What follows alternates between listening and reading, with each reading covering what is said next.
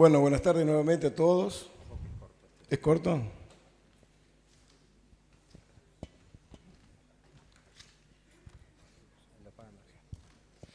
Está bien. Le hago una pregunta antes. Levanten la mano los que son estudiantes de arquitectura, porque tienen algo que ver con arquitectura. Mayoría total. Yo había armado una charla y voy a tratar de retocar algunas cosas, porque está muy referida tal vez a cuestiones de la ingeniería civil, y voy a tratar de darle también más hincapié, digamos, en algunos, aunque las diapositivas digan otra cosa, a la parte de arquitectura para que todos lo tengamos un poquito más claro. Pero básicamente, para poder entender, yo lo que voy a decir va a ser muchas cosas. En realidad va a ser una charla que les va a hablar de qué está esperando en realidad el mundo, o en qué podemos incorporarnos todos nosotros en el mundo del trabajo de nuestra profesión. Y después ustedes, en base a eso que yo diga, van a poder contestar las dos preguntas que son el título de esta charla. Es decir, yo no le voy a contestar las dos preguntas del título de esta charla, lo van a armar ustedes a la respuesta en base a lo que yo diga acá, y en el lugar en el cual de todas las cosas que yo diga, ustedes piensan que se van a insertar. Pero como concepto general, yo quería decirles lo siguiente. ¿Por qué estudiamos y por qué nos dedicamos nosotros al arte de construir? Seamos constructores, seamos ingenieros, seamos técnicos, seamos arquitectos. ¿Qué les pasa? ¿Por qué creen ustedes?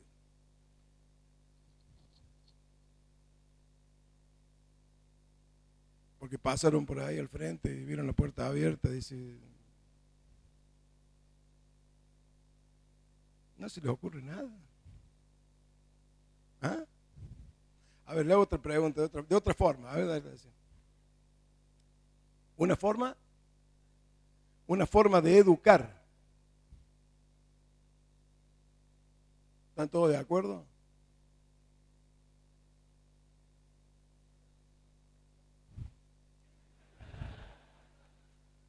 ¿Por qué?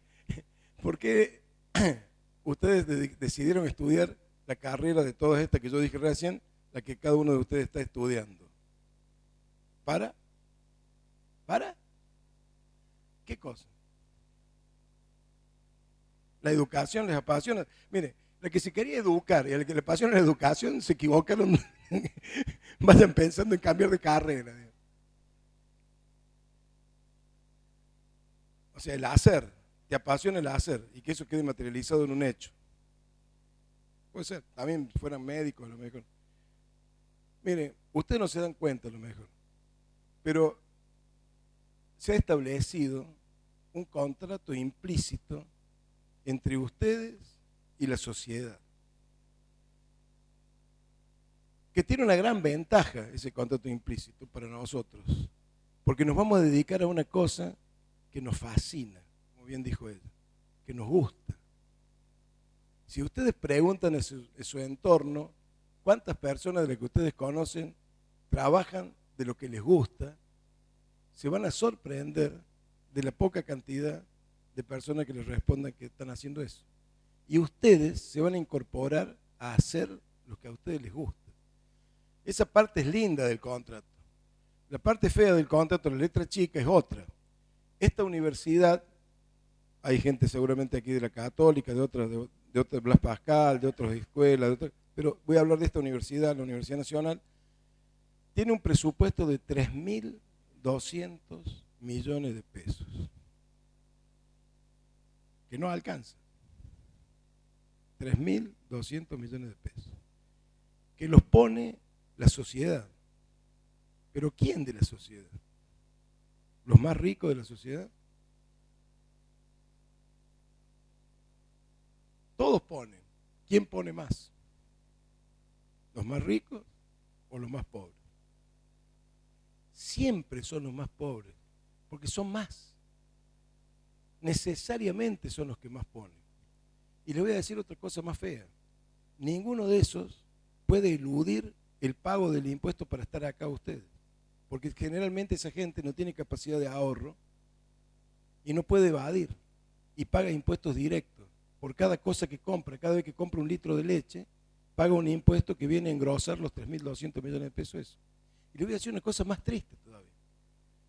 La gran mayoría, por decir la inmensa mayoría, de esas familias que ponen esa plata, no están acá. Pero qué contrato ridículo. Ponen un montón de plata para que estudien otros. Sí, ¿por qué? Porque ustedes, sin darse cuenta, eligieron estar aquí para recibirse y para mejorarle la vida a toda esa gente. Todos ustedes tienen una misión que es hermosa, porque nos gusta lo que vamos a hacer, pero cuya finalidad es mejorar la calidad de vida de toda la sociedad. Eso es lo que ustedes van a hacer. Es fantástico, porque poder hacer eso para toda la sociedad, haciendo lo que nos gusta, es maravilloso. Además, la incidencia de lo que nosotros hacemos en la sociedad es monstruosamente más grande en número que las otras. ¿Por qué? A ver, ustedes saben que la expectativa de vida ha aumentado y va aumentando continuamente. ¿Estamos de acuerdo con eso? ¿Ah? Antes la gente vivía en el siglo XIX, la gente vivía 40, 50 años, ahora la gente tiene un promedio de vida de 75, 70 años. En Argentina, por ejemplo. ¿Por qué esa gente ha aumentado su expectativa de vida? ¿Por? ¿De qué parte de la ciencia? A ver, es fantástico esto porque es muy bueno. Por ejemplo, la ciencia médica, los médicos curan de a uno. ¿Y quieren que le diga un secreto? Los animales, mamíferos, y generalmente los domésticos, no aumentaron su expectativa de vida en los últimos 100 años. Y sin embargo hay veterinarios. ¿Sabe lo que mejoró la calidad de vida de toda esa gente? Cloacas, caminos, redes de agua, edificios sanos, sustentables. Eso mejoró la calidad de vida. Eso que van a hacer ustedes es lo que mejoró la calidad de vida de la gente. Es monstruosa la mejora de lo que ustedes pueden llegar a hacer. Y encima, haciendo lo que les gusta. De eso vamos a hablar un poquito hoy. O en estos minutos, digamos, que me quedan para charlar. Piénsenlo. Después, cuando termine, podemos conversar, me pueden preguntar y podemos aclarar algunas cosas de las que yo diga. Pero el concepto es ese.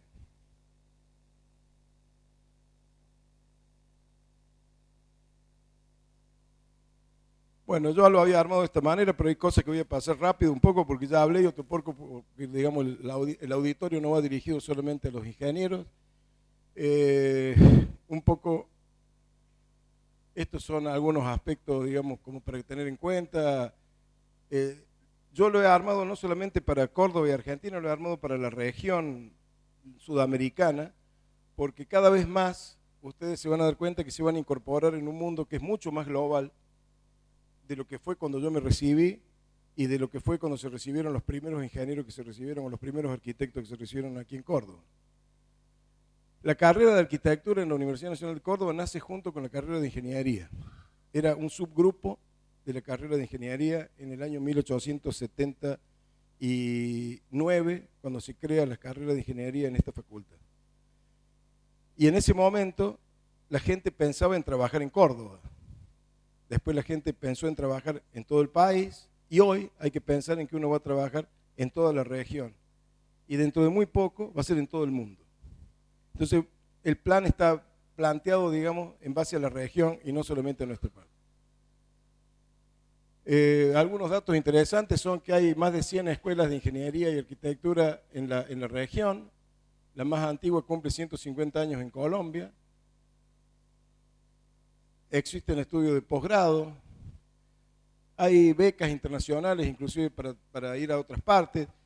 Nuestra facultad y la Facultad de Arquitectura acá de la Universidad Nacional tenemos doble titulación con algunas universidades del exterior. En el caso particular de ingeniería tenemos con Francia y con Italia, en el caso particular de arquitectura con Italia, en el cual si ustedes cursan 4 años aquí más un año allá, obtienen el título de las dos universidades. Y el título que le dan allá es un título de máster. Nos reconocen a nosotros como un título, el título de grado de acá como un título de posgrado de allí. Existen convenios, hay millones de convenios entre 2 o más países. Y particularmente existe un montón de profesores egresados de nuestra universidad, de nuestra casa de estudios, que en este momento están trabajando en otras partes del mundo. ¿Qué hacemos? Cuando dijo ingeniero civil, borren acá y ponga qué hacemos, porque yo voy a hablar un poco de todo. Básicamente, planeamos, diseñamos, construimos y operamos soluciones ante problemas de la comunidad o la sociedad en la cual nos desarrollamos. Empleamos las leyes de la naturaleza, las leyes de la física, de la química, de la matemática, optimizamos los recursos y preservamos el ambiente, pudiendo trabajar en forma individual o en equipo. Fíjense ustedes que esa definición vale tanto para arquitectos como para ingenieros, por eso le dije borren esto acá, porque esta charla estaba pensada para otra gente, que no fue la que vino hoy. ¿Cuál es el esquema general de trabajo que tenemos? ¿Cómo trabajamos? Vamos a ver que trabajamos todos más o menos igual. La comunidad tiene un problema, ese problema puede ser la habitación o puede ser una ruta, no importa. Veremos por qué área nos conducimos, podemos ir a la zona de infraestructura. En ese momento, en la fase de identificación del problema, llegamos a un punto en el cual, mediante concursos, propuestas, lo que fuese, planteamos una posible solución. Una vez planteada esa posible solución, realizamos los estudios, proyectos, diseños y constituimos los elementos con los cuales se va a hacer esa obra. En esta etapa que es la fase de estudio y proyecto, pasamos a la fase de construcción, en la cual licitaremos, mejoraremos o cambiaremos la propuesta, adjudicaremos esa obra que licitamos, preparamos el sitio y comenzamos la ejecución. Y finalmente, terminada la ejecución, entra la obra en servicio y nosotros tenemos que tratar de que esa obra en servicio sea segura, funcional, económica y puede tener algunas consideraciones especiales sobre el medio ambiente. Así trabajamos todos nosotros. Cualquier cosa que ustedes hagan, van a ver que sigue más o menos este diagrama de flujo. Aquí faltaría algo, que es el mantenimiento de esa obra. Ustedes saben que la termodinámica nos dice que el estado de equilibrio es el desorden, no el orden, ¿cierto? Para mantener las cosas en orden hay que meter energía. Para tenerlas controladas hay que meter energía. Si yo tengo una montaña que tiene cal, en esa montaña hay un desorden, está mezclada toda esa cal ahí adentro, yo tengo que meter energía, sacar esa cal, a esa cal procesarla, para lo cual le meto más energía, la puedo transformar en cal o directamente en cemento si la mezclo con otras cosas, para lo cual le meto más energía, luego con eso construyo una cosa que para eso tengo que meter energía, luego termino esa obra, por ejemplo una obra de hormigón armado, terminé esa obra, la construí, fuera lo que fuera, puede ser un camino, un dique o una vivienda, un edificio, un puente, lo que sea, termino de hacer eso y ahora lo tengo que mantener. Si yo no lo mantengo, si yo no le meto energía para mantenerlo, ¿qué pasa? ¿Qué pasa en la casa si usted no hace mantenimiento? Fíjense, una casa, la dejan sola. Nadie vive dentro de la casa. ¿Qué le pasa? ¿Queda siempre igual? Se deteriora sola. Ustedes no le ponen energía al sistema y el sistema se degrada. Y si nosotros lo dejamos degradar, vemos que con el tiempo, fíjense lo que pasa con... Si alguno ha visto alguna foto o ha viajado a Grecia o Roma, yo le aviso una cosa. No es que los griegos fabricaban ruinas. Los griegos hacían edificios, pero después se transformaron en ruinas porque no le metieron, llegó un momento que en el medioevo no le metieron energía, entonces se cayó todo eso. Entonces nosotros en la parte de mantenimiento es muy importante. Evidentemente el mantenimiento no es infinito. Entonces llega un momento en el cual también se va a degradar. En ese momento toda esa cal, todo ese, se vuelve a hacer cal y cemento, o ese cemento, perdón, se vuelve a hacer cal y vuelve a ser la roca que era, y podemos volver a meter energía y volver a transformar. Siempre, el ciclo es siempre continuo y siempre se puede hacer. De hecho, para que ustedes sepan, cuando ya Roma estaba abandonada como ciudad del imperio, en el medioevo, la cantera para hacer todos los palacios de la Italia del Renacimiento fueron las rocas que se usaron para hacer, por ejemplo, el Coliseo, la Domus Augusta, o sea, las casas de los emperadores y demás. O sea, siempre se rehúsa eso así. Eso es lo que hacemos nosotros. ¿No les parece maravilloso? Y encima hay gente que nos paga para esto. Cuando vean acá IC, imaginen A también. Arquitectura también porque es más o menos lo mismo. Esto es una diferenciación entre distintas ingenierías en cuanto a la tarea, la configuración, cuánto de homogeneidad hay, cuánto de repetitividad hay, cómo es el producto, cómo es el capital que invertimos, cuál es su flexibilidad, cuál es la participación del cliente y cuál es el volumen de producción. Y podemos pasar de un tipo de ingeniería a la ingeniería civil y arquitectura, que es totalmente lo opuesto. Es decir, si veamos los dos extremos, en una ingeniería química, electrónica, en computación, por ejemplo, parte de la mecánica podría ser también, las tareas son producción, generación y operación, por ejemplo, de una central eléctrica, lo que fuera. Nosotros, en cambio, hacemos un proyecto único de infraestructura. La configuración, ¿cómo es? Y bueno, esta tarea de producción es continua. Nosotros hacemos de a uno. Y ese uno que hacemos nos tiene que salir bien. Estos otros, acá, hacen 32 modelos de auto diferentes hasta que fabrican una porquería como el Fiat Uno. Nosotros tenemos que hacer un edificio, esa vez que lo hicimos, tiene que estar bien. No hubo chance de hacer prototipo, pruebita, nada. Y si no salió bien, es culpa nuestra. Entonces es muy diferente plantear esto en términos de estas otras profesiones que la nuestra. No tenemos repetitividad, el producto es único, tenemos una automatización casi nula, una flexibilidad muy alta tenemos que tener, la participación del cliente es muy alta, o sea, tenemos que ser muy flexibles entre los cambios, requerimientos, no es lo mismo hacerlo para uno que para otro, no es lo mismo trabajar, eso por ejemplo para hacer una vivienda es claro, pero para hacer una obra de infraestructura no es lo mismo trabajar para un privado que para un estatal, no es lo mismo trabajar para la nación que para la provincia, no es lo mismo que trabajar con un crédito de la Comisión Andina de Fomento que trabajar con un crédito del Banco Mundial. No es lo mismo, cada uno tiene sus requerimientos. Y nosotros tenemos que ser flexibles para adaptarnos a cada una de todas esas variantes para poder encontrar la solución que mejor respeta el problema, que mejor trata todo este problema de la energía y que además le sirva a la sociedad. Y el volumen de producción, como le dije, es uno.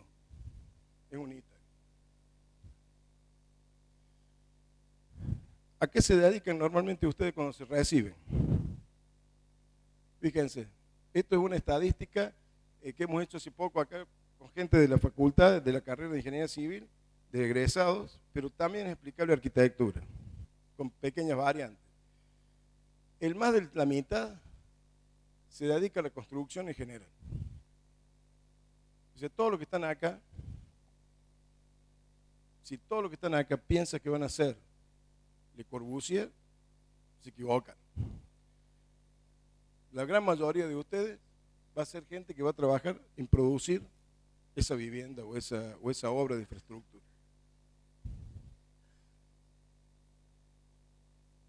Trabajando dentro de la administración pública, un 16%.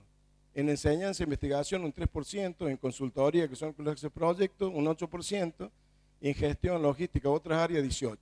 En realidad, si yo sumo 16, porque este 16 también se dedica a la construcción, ya sea del otro punto de vista, que es el punto de vista a lo mejor de la administración, 16, 71 y 18, casi el 90% se dedica a, digamos, la producción de ese bien, y solamente el 8% se dedica al proyecto, al diseño.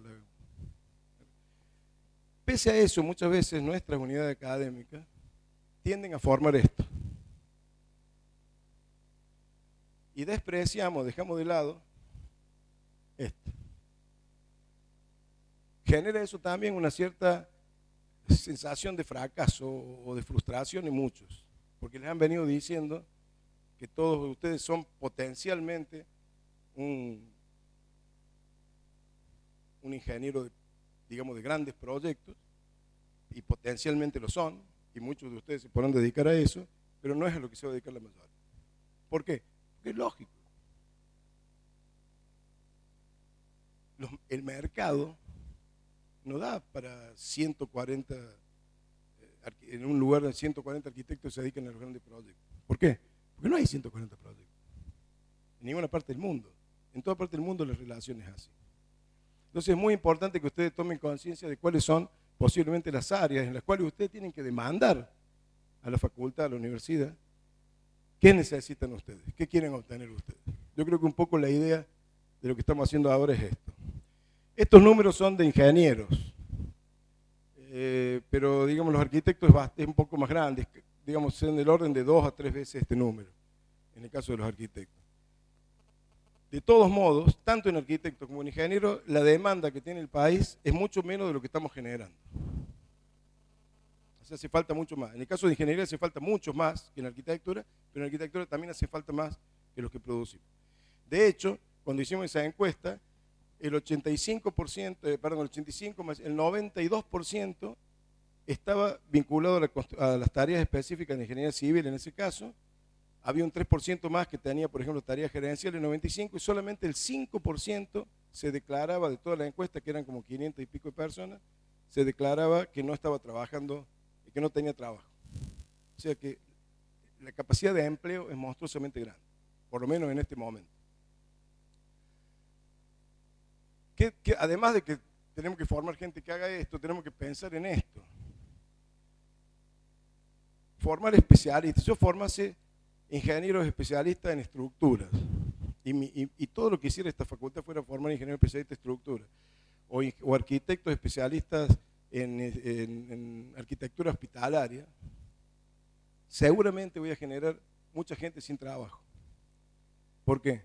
Porque nuestro país es un país muy grande, muy extenso, y en su gran mayoría va a necesitar esto, generalistas, arquitectos, ingenieros que pueden resolver todos esos problemas, y más. Todos los problemas y más. ¿Quién creen que va a terminar siendo el secretario de Obras Públicas del pueblo, a lo mejor del cual ustedes vienen? Ustedes. Cuando eso me lo decían a mí, yo era estudiante como ustedes, me decían, el viejo este está mamado, no tiene ni idea que voy a hacer yo de esto. Y yo ahora me encuentro con muchos ministros, a nivel nacional inclusive, que han sido compañeros, o a lo mejor algunos hasta alumnos, digamos, pero un año más que yo. O sea, ustedes van a terminar siendo eso. Entonces, además de eso, también tienen que capacitarse para esa otra faz, que es la faz política, que es la que nunca deberíamos haber perdido. Que durante muchos años la tuvimos y lamentablemente la fuimos dejando de lado. Y si ustedes ahora se fijan cuántos ingenieros y arquitectos están ocupando puestos de senadores, diputados o ministros. A ver, a nadie se le ocurre que el ministro de salud no sea médico. ¿Cuál es el título profesional del ministro de Infraestructura de Córdoba? Contador. ¿Les parece? Ahora la pregunta es, ¿quién tiene la culpa? ¿Los contadores o los arquitectos o los ingenieros que dejamos el lugar? ¿Ah? El azote. Los lugares que uno, mire, había una cosa que se decía antiguamente, que era una gran mentira, porque no sabían cómo funcionaba la física, entonces decía que la naturaleza le tiene miedo al vacío. Entonces si uno hacía vacío siempre se llenaba con algo. Si yo hacía vacío se llenaba con aire. Si yo hacía vacío se llenaba con agua. Bueno, eso que parece una estupidez, en política se da clarito. Si ustedes dejan un lugar, lo ocupa otro. Nunca queda un lugar vacío. Entonces nosotros como arquitectos, como ingenieros, tenemos que ocupar esos lugares. Así que además de hacer todas esas cosas, las tenemos que hacer así. Y sí podemos tener especialistas en las grandes urbes, donde sí hace falta, a lo mejor esa gente donde sí puede trabajar ahí. La otra cosa es, ¿a qué grupo? A ver, ¿cómo llamarlo? No vamos a ponerlo en términos de notas, pero ¿a qué grupo de los que trabajan en esto me voy a dedicar yo? Como profesor o universidad en general. ¿Qué significa esto? Miren, vamos a ponerlo en términos de notas y espero que nadie se sienta ofendido porque todos los que nos dedicamos a esto sabemos que las notas no representan exactamente las capacidades de nadie, sino muchas veces las adaptaciones al sistema. ¿Qué significa eso? Si yo aprendo a rendir, posiblemente me vaya mejor que un tipo que no aprendió a rendir, a lo mejor el otro sabe más que yo. Pero no es lo general. Pasa particularmente, a todos les gustaría que fuera lo general, porque entonces cuando me bochan dicen, no, es que no sé, porque yo no.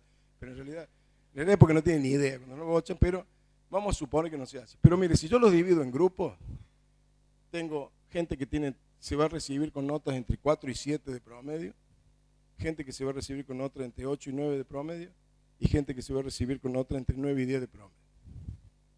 Generalmente, los que se quedan paveando acá como yo, son esos que andan entre 9 y 10. Yo soy una excepción, yo soy de esos del 4 a 7, pues se quedó acá escondido y de golpe no se dieron cuenta y aparecí. Pero normalmente se queda en ese grupo de ahí. Los que están al medio es mucha gente que se dedica a hacer consultoría, grandes proyectos y otro tipo, digamos, son los diseñadores muchas veces. Todos los otros que se dedican a construir son el gran grupo ese de 4 a 7, que es la gran mayoría. ¿Quiénes son de estos tres grupos los que resuelven los problemas? Claro. Y sí. ¿Por qué? No, porque tienen el problema. Exactamente. Usted se encuentra con un problema delante suyo y lo tiene que resolver. ¿Con qué lo va a resolver? Con lo poco que sabe, las pocas leyes que conoce y el poco dinero que hay. Y lo va a resolver. Una sola vez, sin prototipo y bien. Y lo va a hacer. Después que encontró esa solución, usted se la va a contar a esos que se sacaron 10. Ese tipo le va a encontrar la explicación de por qué. Y cuando él encontró la explicación de por qué, se lo va a enseñar en la universidad a los de 8 y 9, que lo van a incluir esa solución en el próximo proyecto. Entonces, en el próximo proyecto esa solución queda incorporada como el saber conocido. Y ahora vuelve un problema que vuelven a solucionar y así sigue el círculo. Seguramente a mí me hacen falta decenas de 9 o 10. Me pueden hacer falta cientos de 8 o 9, pero me hacen falta miles de 4 a 7. A esos tenemos que dedicarnos nosotros, para que esos le mejoren la vida a esa sociedad.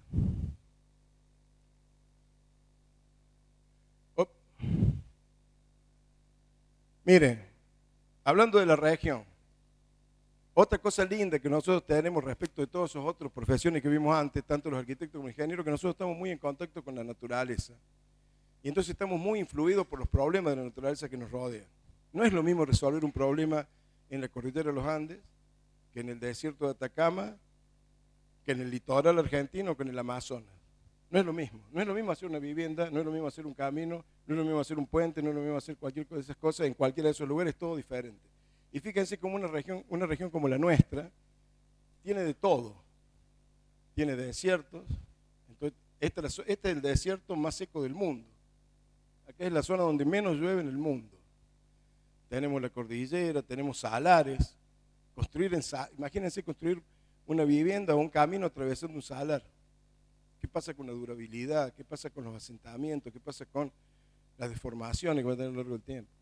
Tenemos volcanes, glaciares, tormentas, desiertos como la Patagonia, la Pampa, zonas de relieve cambiante como la Mesopotamia, el sur de Brasil, el Amazonas, grandes ríos. Acá tenemos una zona de grandes montañas y suelos materiales totalmente disgregados por la humedad y el calor. En Colombia, el norte de Brasil y Venezuela se producen deslizamientos en las ciudades que se llevan edificios, barrios enteros, mueren de a 500, 600 personas cada vez que hay un deslizamiento de eso. Con todas esas cosas vamos a tener que lidiar nosotros. Estas son las rocas, las bases que tenemos nosotros, sobre lo que nosotros estamos puestos. Miren lo cambiante de uno a otro, todos los plegamientos, por eso es que tenemos cordilleras nuevas, todo esto para colmo nuevito. Esto se produjo hace muy poco, digamos, en términos de la historia del globo terráqueo, digamos, esto es muy reciente, por eso todavía se mueve, por eso hay volcanes, por eso hay terremotos, está totalmente todavía fracturándose y moviéndose. Acá lo tenemos, esas son las amenazas y riesgos.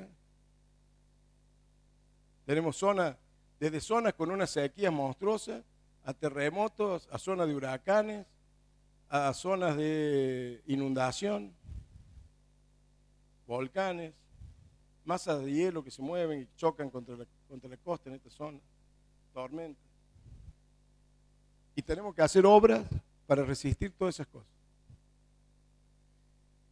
Tenemos en la región más de 70 ciudades con 1 millón de habitantes o más. Y para peor, gran cantidad de estas ciudades están en la costa. Con lo cual, cualquier cambio climático que produzca alteraciones a lo mejor de 1 metro, 2 metros en el agua, implica la inundación a lo mejor de una ciudad. La altura sobre el nivel del mar de Buenos Aires es de algunos metros. Nosotros estamos a 400. Es una gran ventaja, si nos ahogan todos los porteños primero, altamente positivo. Pero digamos, incluso por ahí pueden llegar a morir algunos rosarinos que también. Pero digamos, nosotros estamos acá a 400, de esa nos salvamos, digamos, de esa nos salvamos. Pero fluctuaciones de 1 o 2 metros, y fluctuaciones de 1 o 2 metros se obtienen con cambios climáticos muy bajos. Si yo les pregunto a ustedes qué temperatura corporal tienen ustedes en este momento, salvo lo que tenga al lado de alguna chica. A ver, por ejemplo, usted que está lejos. ¿Cuál es su temperatura en este momento? Usted lo tiene que saber ya. ¿Cuánto tiene? Rápido. 37 tiene que tener. Si llega a tener 36, creo que está hipotérmico y va a cualquier momento. Y si llega a tener 38, tiene fiebre. 1 grado, 1 grado nos saca totalmente de la salud de la enfermedad. 39, 40, estamos jodidos. 42, más vale que no estemos internados porque estamos mal. Si llegamos a 34, una cosa así, nos quedamos quietos. Empezamos ahí las moléculas nuestras empiezan a quedarse quietitas. Ya no movemos más. Así que fíjense, pequeños cambios de temperatura. Cuando uno dice, cambió la temperatura media del mundo, medio grado. Ese medio grado. Si cambia la temperatura de medio grado, vamos a ver dónde quedan todos. Eso hace fluctuar metros el agua. Eso hace que todas esas ciudades que están en la costa puedan tener inclusive problemas de inundaciones, de colapsos. Bueno, eso es lo que pasa en nuestra región. Fantástico. Esto es fantástico, porque son todos problemas que tenemos que solucionar. Si no, imagínense qué seríamos, tipos que se dedican a hacer cosas que ya están hechas. ¿No les parece triste? ¿Fabricar toda la vida el mismo auto?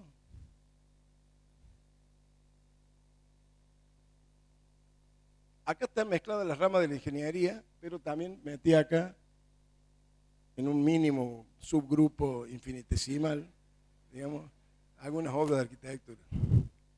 Esto es porque algunos dicen que los ingenieros pensamos que sabemos de todo.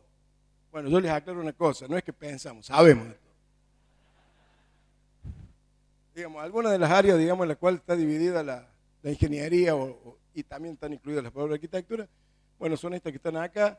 Yo acá le hice algunos esquemitas muy sencillos de qué se hace, a ver, a qué se dedica esa rama, qué se hace hoy en esa rama y hacia dónde vamos en esa rama. ¿Qué hace usted por acá? ¿Cómo le va? ¿Le gusta? Si no te echo. Bueno. La geotecnia, esto es lo que me dedico yo, por eso lo puse primero, porque me gusta más y porque soy yo. La geotecnia. Estudiamos la mecánica del suelo, las rocas, donde se apoyan las estructuras, las fundaciones y demás. Las actividades de vanguardia hoy son los ensayos de campo, de laboratorio, métodos computacionales, métodos constructivos, etc. Y la actividad futura, seguramente, vamos a ir cada vez más a ensayos no destructivos, a aspectos geoambientales, a simulaciones digitales como estas que ven aquí, e incluso a estudiar cosas raras como esta. Fíjense, este es un amigo mío que ahora está en Arabia Saudita, pero antes estaba en Georgia Tech, un egresado de acá, que es profesor ahí, y que estaba estudiando cómo las hormigas hacían los hormigueros.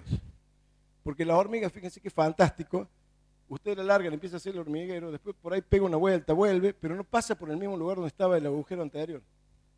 Nunca provoca el colapso del túnel. ¿Cómo saben eso? Aparte, la cantidad el volumen de material que mueve la hormiga respecto de su peso es monstruosamente grande, muchísimo más grande que lo que puede mover una máquina de las grandes nuestras. Así que si nosotros pudiéramos tener muchísimas hormigas, podemos cavar túneles y se van guiando solas. En serio les digo, no lo tomen de broma. Hay tipos que están estudiando eso, de verdad. Hay tipos que están estudiando esas cosas. Utilizar bacilos o bacterias para, por ejemplo, tratar a veces el agua, a veces sanear, por ejemplo, una degradación por una pérdida de petróleo, por ejemplo, pero también para lograr mejorar el suelo. Esto es una cosa media. Si ustedes agarran un frasquito de arena, con arena, la arena fina, y le ponen agua, y después le ponen un pesito allá arriba, una pesa allá arriba, y la ponen en una mesa y golpean la mesa, o sea, la ponen acá arriba de la mesa y empiezan a hacer así, exactamente con esa frecuencia. ¿Sí hacen? No. No. ¿Hacen así? No, en serio. ¿Qué creen que va a pasar? Esa pesa se empieza a hundir, derechita, no se inclina nada. ¿Por qué? Porque el suelo se licúa. Pero se licúa porque no hay aire adentro. Ahora, si yo le meto bacterias al coso y las bacterias comen y emanan gases, fíjense que dicho así en términos de bacteria parece interesante científicamente. Si lo digo en términos serios humanos, dice, ay, qué asqueroso. Pero digamos, esa bacteria tira gases, ahora tengo aire. Y como tengo aire, el suelo no se licúa más. Así que si yo meto bacterias ahí adentro de ese suelo, por ejemplo, unas arenas saturadas en Mendoza, viene un terremoto y no se me cae ningún edificio. Miren las cosas que uno puede estudiar. O por ejemplo, ¿por qué no hacemos las raíces como hace un árbol para sostener un edificio? ¿Por qué usamos los sistemas a lo mejor verticales y qué sé yo? Si tenemos es más eficiente ese, mucho más eficiente ese. Bueno, hay materiales que parecen nuevos, fíjense, estos son geotextiles, que se llaman ahora geotextiles, pero esta es la muralla china, que está hecha con geotextiles. O sea, la muralla china, hay mucha gente que cree que la muralla china está hecha de piedra. La piedra es el revestimiento. Adentro de la muralla hay un terraplén.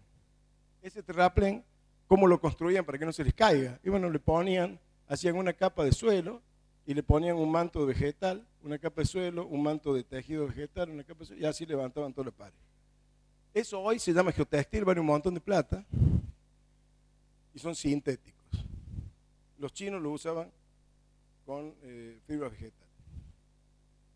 En estructuras, diseñamos, construimos, hacemos materiales para la estructura, hacemos el esqueleto resistente de las obras. La actividad de vanguardia hoy en día son programas computacionales, estructuras, sismorresistentes, normativas nuevas, y seguramente que en el futuro vamos a ir hacia nuevos materiales. Justamente hoy hablábamos con el rector de un doctorado en ciencias de los materiales y planteaba él, dice, bueno, ¿por qué no nos dicen qué les parece a ustedes, qué materiales podemos usar para la construcción? ¿Por qué seguimos? Hoy en día hay perfiles de plástico, ¿eh? de polímeros que se pueden hacer. ¿Por qué no usamos más la fibra de carbono para nuestras estructuras?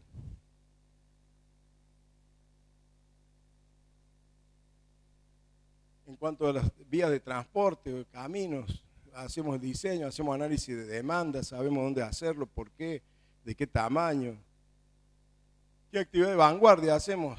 Bueno, diseño de modelos y programas, planificamos sistemas. Acabamos de crear una cosa que se llama ingeniería de transporte, justamente para tener en cuenta esto. ¿Y hacia dónde vamos? Bueno, hacer nuevos materiales, modelos de predicción. Eso es una cosa muy importante. Esto de los modelos de predicción es una especie de hacer prototipos de mentirita que tenemos los arquitectos y los ingenieros. Los modelos. El problema es que ese modelo tiene que estar suficientemente bien hecho como para que el resultado sea verdadero, digamos. Pero si está suficientemente bien hecho, puedo ahorrarme toda la parte del prototipo. En la parte de hidrología y de hidráulica, fíjense que este es el dique Caracoles, que es igual que el dique Potrerillos en Mendoza, que se han terminado hace pocos años, y este es un dique que tiene 4000 años antes de Cristo en Egipto. Seguimos robando igual. Ahora este lo explicamos con modelos tridimensionales, se miró con las tensiones, esto lo hacía y ya está.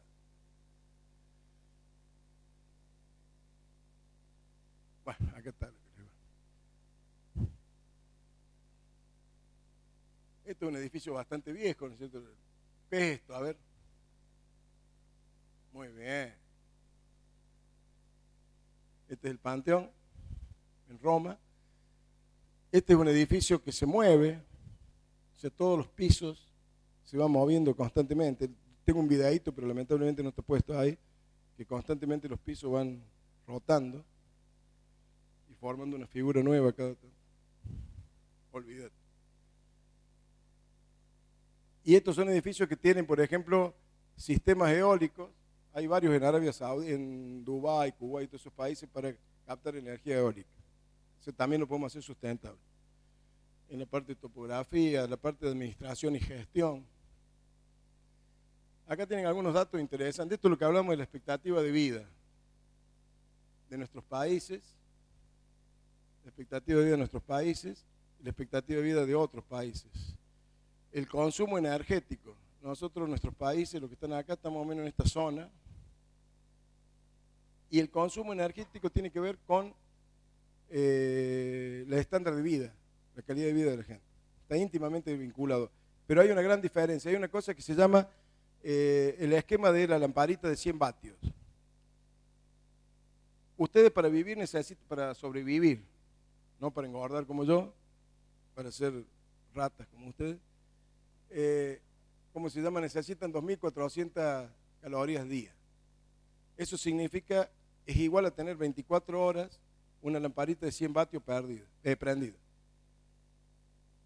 ¿Ah? Una lamparita de 100, 24 horas es lo mismo que el otro. Entonces yo puedo decir cuántas lamparitas consumo en un determinado país y me da una idea de cuánta vida estoy desperdiciando. Estados Unidos consume aproximadamente 100 lamparitas por persona por día. O sea, el equivalente en energía de 100 lamparitas por persona por día. Nigeria consume 4. A veces en algunos países hay hasta países de 0,6. Evidentemente esa gente se está muriendo. Y pasa eso. Pero Europa, por ejemplo, consume 40. Entonces, Estados Unidos 100, Europa 40. Y Europa no vive mucho peor que Estados Unidos. Entonces, nosotros podemos hacer edificios sustentables con menor consumo de energía sin bajar, por ejemplo, calidad de vida. Siempre reconociendo que a mayor calidad de vida consumimos más energía, que es lo que dijimos al principio. Esto es la producción de CO2 en la atmósfera. Fíjense, los valores estos son muy chiquitos, este es el delta de temperatura, o sea, es muy, muy chiquitito en términos de grado, pero se nota el incremento. Fíjense, venía más o menos estabilizado históricamente hasta que aparece la revolución industrial y miren cómo cambia la curva. Evidentemente que acá hay un efecto antrópico. Será más grande, será más chico, será mejor que lo que pensamos, será peor, no sé, pero que un efecto antrópico hay y que nosotros tenemos que trabajar en eso seguro. Este dato es un dato interesante, por ejemplo, ¿qué edad tiene la gente cuando obtiene el Oscar a la mejor película? Los directores de cine. No me diga que no son datos interesantes. ¿Cómo me corta esto? ¿De qué? Joder. Esta es la edad, entre 40 y 50 años. Pero fíjense ustedes que si vemos a cuánto le damos el premio Nobel, por ejemplo, de física, está en el orden de los 20 años, 30 años. De química también. De medicina un poquito más. Pero en literatura está como los 60 y pico de años.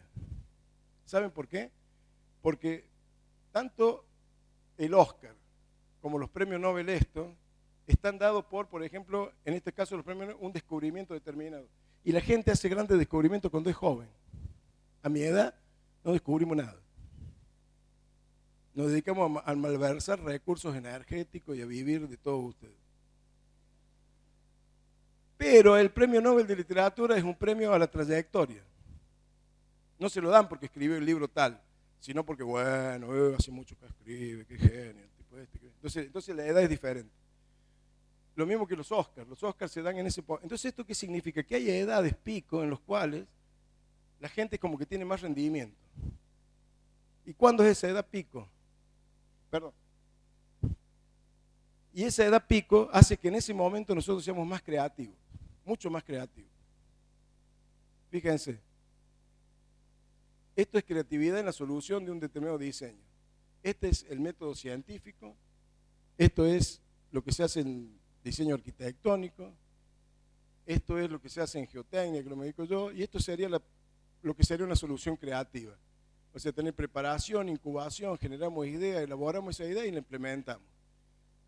En la arquitectura, ¿qué hacemos? Estudiamos el problema, vemos los requisitos o ¿cómo le dicen los arquitectos cuando se juntan con el comitente y el tipo le dice lo que quiere hacer y usted le dice que no, que él necesita otra cosa?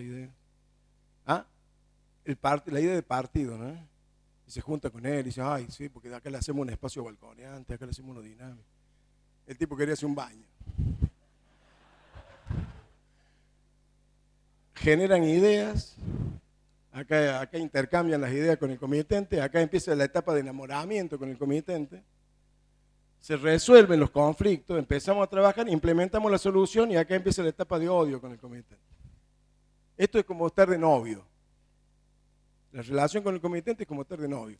Cuando ustedes están de novio, le digo a todos los varones que están acá sentados, no conozco la realidad del otro lado, del otro género, pero del lado de los varones, ustedes ahora, si muchos de ustedes están de novio, van a llegar a ver a su novia, van a poner los pies arriba de la mesita de luz,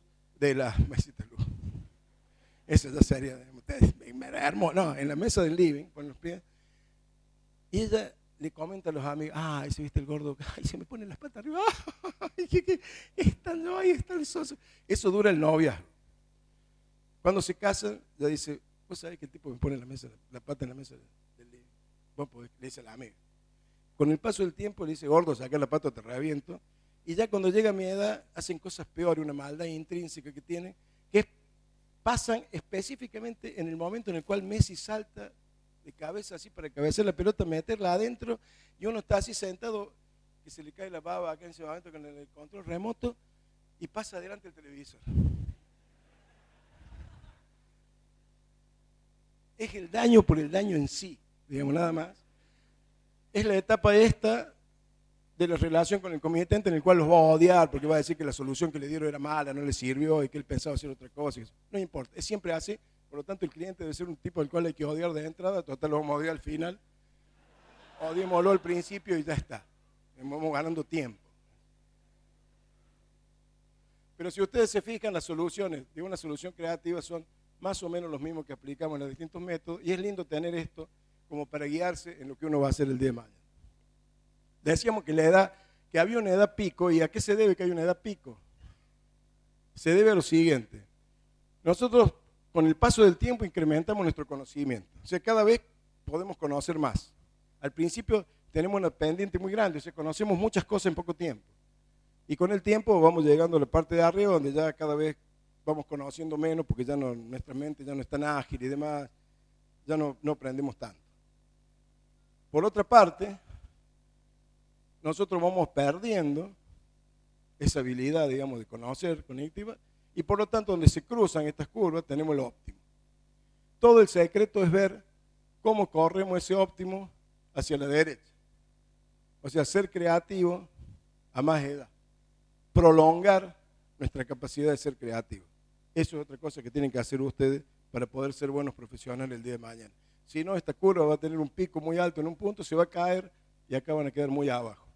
Y la forma de hacer eso es aumentar la habilidad cognitiva, por lo tanto aumentar la capacidad de conocimiento, correr el pico hacia la derecha, el cruce hacia la derecha y corren el pico a la derecha. Y la forma de lograr eso es ser creativo. Fíjense ustedes que tienen marcado aquí en rojo y en azul algunas características positivas y negativas que hacen que uno sea más o menos creativo. Ser predecible, tener hábitos muy formales, ser inhibido, insensible, introvertido, es gente que tiende a ser poco creativa, gente que es observador, perceptivo, enérgico, curioso, persistente, seguro de sí. Ustedes tienen que ser seguros de sí. Ustedes no pueden ir a ver al comitente y que el comitente le dice, ¿qué le parece si hacemos esto? Y ustedes dicen, no sé. ¿Ustedes contratarían a un tipo así? No, tiene que ser seguro de sí. Exigente consigo mismo, innovador. Esa gente es la gente creativa. Y eso es lo que ustedes tienen que ser para poder encontrar las soluciones que la sociedad necesita. Y finalmente, tienen que desarrollarse con ética. Y acá le puse un ejemplo que sirve tanto para ingenieros como arquitectos. Este hombre, Le Mesurier, era un calculista de estructura de Estados Unidos. Un día lo contratan, el Citicorp de Estados Unidos, el Banco Citi, lo contrata para hacer un edificio encima de una iglesia muy antigua. En Estados Unidos, ahora en Argentina se puede hacer eso, antes no se podía hacer, se puede vender el espacio superior y quedarse con el terreno de abajo. En el Código Nuevo está permitido, antes no estaba permitido. Entonces que la iglesia le vendió el espacio aéreo de todo ese edificio, pero se quedó con la iglesia abajo. Entonces tuvieron que hacer un edificio que puenteara la iglesia. Y se le ocurrió hacerlo con cuatro grandes tabiques, una viga de transición muy grande y una estructura aquí arriba. Este es el esquema. Este es el hombre. Las normas de cálculo de esa estructura contra viento decían que si yo le coloco el 100% de la fuerza de viento en una dirección más el 30% en la otra, luego al revés, 100% en esta, verifico toda la estructura y con eso cumplo con la norma. El tipo lo hizo así, diseñó el edificio se empezó a construir. Ya prácticamente el edificio estaba terminado. Ya estaban llegando a los pisos más altos y como era profesor, se le ocurrió darle a los alumnos un ejercicio y le dice, a ver, dice, ¿por qué no verifican esto? ¿Cómo lo harían ustedes? Y un alumno puso el viento en diagonal. Y con el viento en diagonal, los efectos torsionales, por culpa de que las patas eran así, eran de este tipo, se recargaba monstruosamente la estructura y fallaba. Entonces este hombre se encontraba con un gran dilema. ¿Qué hago? Dice, yo me podía quedar callado, no decir nada. Posiblemente en toda la vida útil de ese edificio nunca hubiera venido ese viento. Y nadie se iba a enterar que estaba ese problema y listo. Podría haberme quedado callado, porque yo de última cumplí con la norma, que me decía el 100 y el 30, pero yo ahora sé que en este caso esa norma está mal. ¿Qué hago? Lo dejo. ¿Qué hago? Bueno, este hombre hizo la respuesta ética. Le dijo al comitente, inclusive aceptando toda la responsabilidad del caso, el problema, llegó a un arreglo económico con el comitente en base a eso y tuvieron que reforzar toda la estructura colocando diagonales, como ustedes lo ven aquí, para resolverlo. Es decir, ustedes pueden hacer las cosas bien, pero también tienen que hacerlas éticamente bien, porque la sociedad ha invertido toda esa plata que yo les dije al principio para que ustedes sean los mejores profesionales y les solucionen sus problemas. Esto se lo digo para los que no son de nuestra universidad. Este es el claustro de la Universidad Nacional, este es nuestro escudo y este es nuestro lema que dice Ut portem nomen meum coram gentibus, lleven mi nombre a la gente. Eso es lo que traté de hacer, llevar el nombre de nuestra universidad. Muchas gracias.